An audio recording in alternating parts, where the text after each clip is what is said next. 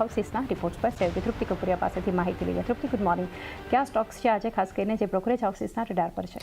આજે હું બે કાઉન્ટર્સ લઈને આવી છું. ખાસ કરીને પહેલાં નજર કરશું ITC hotels per day merger બાદ જે રિઝલ્ટ આવ્યા છે અને એક પોઝિટિવ રિઝલ્ટ બાદ પોઝિટિવ બ્રોકરેજ રિપોર્ટ આપણી સમક્ષ આવતો જોવા મળ્યો છે. મેકવારી આ કાઉન્ટર માટે તેમને આઉટ પરફોર્મ રેટિંગ આપ્યા છે. લક્ષ્યાંક પણ તેમને વધાર્યા છે.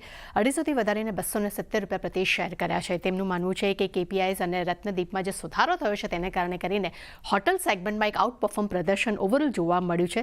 તે સાથે રિપોર્ટ મુજબ કોસ્ટ કંટ્રોલ્સ અને ઓક્યુપન્સીસ અને એઆરઆરમાં ગ્રોથથી રેવન્યુ અને એબિટામાં એક ગ્રોથ જોવા મળ્યો છે અને બંને જ આપણને વધતા જોવા મળ્યા છે. તે સાથે જ બધા જ સેગમેન્ટમાં ખાસ કરીને એક પોઝિટિવ સરપ્રાઇઝ પણ અહીંયા જોવા મળ્યું છે. એટલે આઈટીસી હોટલ માટે એક પોઝિટિવ રિપોર્ટ આપણને જોવા મળ્યો છે. બીજો રિપોર્ટ જેફરીઝ તરફથી આપણને આઈટીસી હોટલ માટે આવતો જોવા મળ્યો છે. તેમને બાય રેટિંગ્સ આપ્યા છે. ટાર્ગેટ તેમને ₹270 પ્રતિ શેર કર્યા છે. તેમનું પણ માનવું છે કે Q4ના પરિણામ અનુમાનથી ખૂબ જ સારા આવ્યા છે. ખાસ કરીને આવક ગ્રોથ જે છે તે અનુમાન કરતાં અહીંયા 13% વધતી જોવા મળી છે. અને એમાં ખાસ કરીને શ્રીલંકામાં જે સ્કેલપ્સ અને અન્ય આવકમાં જે તેજી આવી છે તેનો સપોર્ટ પણ પરિણામને અહીંયા મળતો જોવા મળ્યો છે. અને ડી મર્જર બાદ ઓવરહેડ્સ અહીંયા એક સારી રીતે અહીંયા હેન્ડલ જે કંપની દ્વારા આપણને જતું જોવા મળ્યું છે.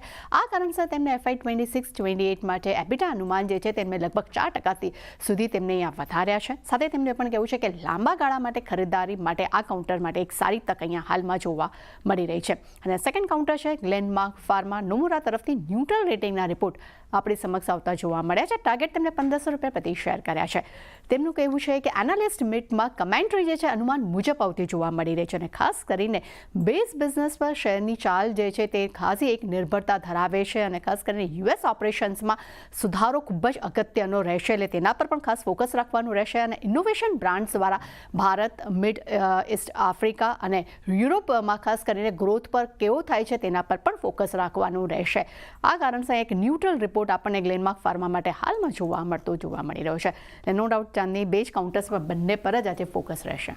તો બંને પર ખાસ નજર રાખીશું. તૃપ્તિ, આભાર આપનો આ માહિતી માટે. તો એ સાથે